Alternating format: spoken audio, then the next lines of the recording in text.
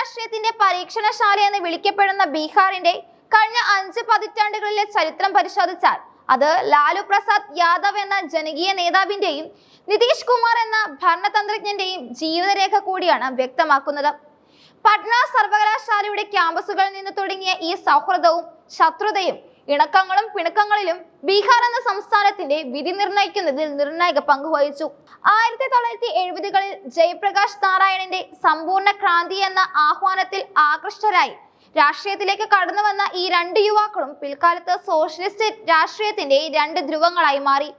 ലാലു പ്രസാദ് യാദവ് തന്റെ ഗ്രാമീണ ശൈലിയുടെയും പ്രസംഗ പാടവത്തിലൂടെയും ജനഹൃദയങ്ങൾ കീഴടക്കിയപ്പോൾ നിതീഷ് കുമാർ അണിയറയിൽ തന്ത്രങ്ങൾ മെനയുന്നതിലും ഭരണപരമായ മികവ് പുലർത്തുന്നതിലും ശ്രദ്ധ കേന്ദ്രീകരിച്ചു.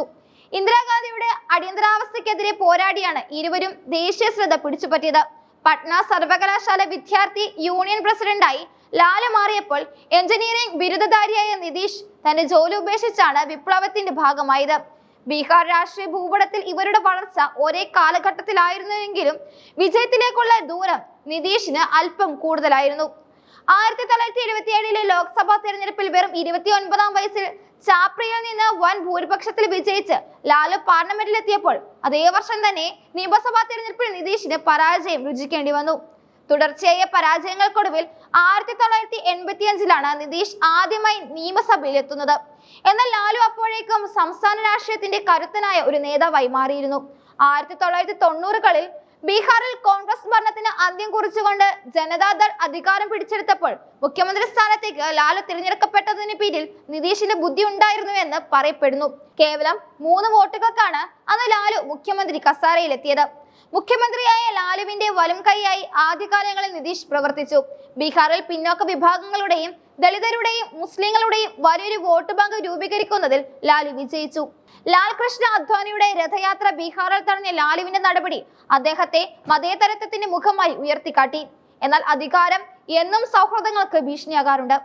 1994-ൽ ലാലുവിന്റെ ഏകാധിപത്യപരമായ ശൈലിയിൽ പ്രതിഷേധിച്ച് നിതീഷ് കുമാർ പാർട്ടി വിട്ടു. ജോർജ് ഫെർണാണ്ടസിനൊപ്പം ചേർന്ന് സമതാ പാർട്ടി രൂപീകരിച്ച് നിതീഷ് ലാലുവിന്റെ അഴിമതികൾക്കും ദുർഭരണത്തിനുമെതിരെ ശബ്ദമുയർത്തി. 1990-കളുടെ പകുതിയോടെ ബീഹാറിനെ പിടിച്ചുകുലുക്കിയ കാലിത്തീറ്റ കുംഭകോണം ലാലുവിന്റെ രാഷ്ട്രീയ ജീവിതത്തിൽ കരിനിഴൽ വീഴ്ത്തി. അഴിമതി കേസിൽ ജയിലിൽ പോകേണ്ടി വന്നപ്പോൾ തന്റെ ഭാര്യ റാബ്രി ദേവിയെ മുഖ്യമന്ത്രിയായി ലാലു അധികാരം നിലനിർത്തിയത് ഇന്ത്യൻ രാഷ്ട്രീയത്തിലെ തന്നെ അസാധാരണമായൊരു നീക്കമായിരുന്നു. ഈ സമയത്ത് നിതീഷ് കേന്ദ്ര രാഷ്ട്രീയത്തിൽ ശ്രദ്ധ കേന്ദ്രീകരിക്കുകയും വാജ്പേയി മന്ത്രിസഭയിൽ റെയിൽവേ മന്ത്രിയാവുകയും ചെയ്തു. റെയിൽവേ മന്ത്രി എന്ന നിലയിലുള്ള നിതീഷിന്റെ പ്രവർത്തനം അദ്ദേഹത്തിന് വികസന നായകൻ എന്ന പ്രതിച്ഛായ നൽകി. ലാലുവും പിന്നീട് UPA സർക്കാരിൽ റെയിൽവേ മന്ത്രിയായി എത്തിയപ്പോൾ റെയിൽവേയെ ലാഭത്തിലാക്കി തന്റെ ഭരണപാഠവും തെളിയിച്ചു. ഇരുവരും റെയിൽവേ മന്ത്രിമാരായ കാലഘട്ടം ഇന്ത്യൻ റെയിൽവേയുടെ ചരിത്രത്തിലെ പ്രധാനപ്പെട്ട ഒരു ഏടാണ്. 2005-ൽ ബീഹാർ രാഷ്ട്രീയത്തിൽ വലിയൊരു മാറ്റം സംഭവിച്ചു. BJPയുമായി ചേർന്ന് നിതീഷ് കുമാർ ലാലുവിന്റെ 15 വർഷത്തെ ഭരണത്തിന് അന്ത്യം കുറിച്ചു. റോഡുകൾ, വൈദ്യുതി, സ്ത്രീ വിദ്യാഭ്യാസം, ക്രമസമാധാന പാലനം തുടങ്ങിയ മേഖലകളിൽ നിതീഷ് കുമാർ കൊണ്ടുവന്ന പരിഷ്കാരങ്ങൾ അദ്ദേഹത്തിന്റെ സുശാസൻ ബാബു അദ്ദേഹത്തിന് നല്ല ഭരണാധികാരി എന്ന പേര് നേടിക്കൊടുത്തു. എന്നാൽ നിതീഷിന്റെ രാഷ്ട്രീയ നിലപാടുകളിലെ ചാഞ്ചാട്ടം എപ്പോഴും ചർച്ചയായിരുന്നു. നരേന്ദ്രമോദിയെ BJP പ്രധാനമന്ത്രി സ്ഥാനാർത്ഥിയായി പ്രഖ്യാപിച്ചതിൽ പ്രതിഷേധിച്ച് 2013-ൽ നിതീഷ് NDA വിട്ടു. തുടർന്ന് 2015-ൽ ചിരവൈരികളായ ലാലുവും നിതീഷും വീണ്ടും ഒന്നിച്ചു. മഹാസഖ്യം രൂപീകരിച്ച് അവർ BJP നേരിട്ടു. ബീഹാർ നിയമസഭാ തിരഞ്ഞെടുപ്പിൽ ഈ സഖ്യം വൻ വിജയം നേടുകയും നിതീഷ് മുഖ്യമന്ത്രിയാവുകയും ലാലുവിന്റെ മകൻ തേജസ്വി യാദവ് ഉപമുഖ്യമന്ത്രിയാവുകയും ചെയ്തു. എന്നാൽ ഈ കൂട്ടുകെട്ടിനും അധികകാലം ആയുസ്സുണ്ടായിരുന്നില്ല. തേജസ്വി യാദവിനെതിരെയുള്ള അഴിമതി ആരോപണങ്ങൾ ചൂണ്ടിക്കാട്ടി നിതീഷ് സഖ്യം വിടുകയും വീണ്ടും BJPയോടൊപ്പം ചേർന്ന് മുഖ്യമന്ത്രിയായി തുടരുകയും ചെയ്തു. അവസരവാദ രാഷ്ട്രീയത്തിന്റെ ആദ്യവുമായ നിതീഷ് വിമർശിക്കപ്പെടുമ്പോഴും ബീഹാറിൽ ആര് ഭരിക്കുമെന്ന് തീരുമാനിക്കുന്ന കിങ് മേക്കറായി അദ്ദേഹം തുടരുന്നു. ലാലു പ്രസാദ് യാദവ് അഴിമതി കേസുകളിൽ ശിക്ഷിക്കപ്പെട്ട് സജീവ രാഷ്ട്രീയത്തിൽ നിന്ന് മാറി നിൽക്കാൻ നിർബന്ധിതനായെങ്കിലും അദ്ദേഹത്തിന്റെ ജനകീയ അടിത്തറയ്ക്ക് ഇന്നും ഇളക്കം തട്ടിയിട്ടില്ല. ലാലുവിന്റെ മകൻ തേജസ്വി യാദവ് ഇന്ന് RJDയുടെ അമരക്കാരനായി മാറി നിതീഷിന് കനത്ത വെല്ലുവിളി ഉയർത്തുന്നുണ്ട്. BJPയോട് ഒരിക്കലും സന്ധി ചെയ്യാത്ത നേതാവെന്ന പേര് ലാലു കാത്തു സൂക്ഷിക്കുമ്പോൾ വികസനത്തിന്റെ പേരിൽ ഏത് മുന്നണിയുമായും ചേർന്ന് പ്രവർത്തിക്കുന്ന നേതാവായി നിതീഷ് മാറുന്നു. ആദർശവും അധികാരവും തമ്മിലുള്ള ഈ പോരാട്ടത്തിൽ ബീഹാർ എന്ന സ്ഥാനം പലപ്പോഴും വികസനത്തിൽ പിന്നോട്ട് പോയിട്ടുണ്ടെങ്കിലും ഇരുവരുടെയും രാഷ്ട്രീയ തന്ത്രങ്ങൾ ഇന്ത്യ മുഴുവൻ ചർച്ച ചെയ്യപ്പെടുന്നുണ്ട്. ഇന്ന് തങ്ങളുടെ രാഷ്ട്രീയ ജീവിതത്തിൽ സന്ധ്യാസമയത്ത് നിൽക്കുമ്പോഴും ലാലുവും നിതീഷും ബീഹാർ രാഷ്ട്രീയത്തിലെ ഒഴിവാക്കാനാകാത്ത രണ്ട് ശക്തികളാണ്.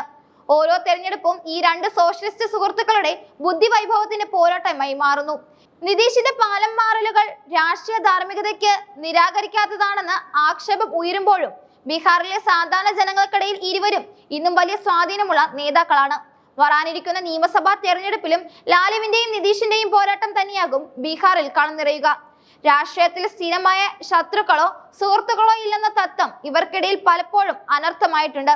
ബീഹാർ രാഷ്ട്രീയത്തിന്റെ ഈ വിചിത്രമായ ഗതിവിഗതികൾ ഇന്ത്യൻ ജനാധിപത്യത്തിലെ രസകരമായ ഒരു അധ്യായമായി ചരിത്രത്തിൽ രേഖപ്പെടുത്തും. തെരഞ്ഞെടുപ്പിന് ശേഷം നിതീഷ് വീണ്ടും ലാലുവിനൊപ്പം ചേരുമോ അതോ BJPക്കൊപ്പം ഉറച്ചു നിൽക്കുമോ എന്നത് ബീഹാർ രാഷ്ട്രീയത്തിലെ എന്നും നിലനിൽക്കുന്ന ഒരു സസ്പെൻസ് ആണ്.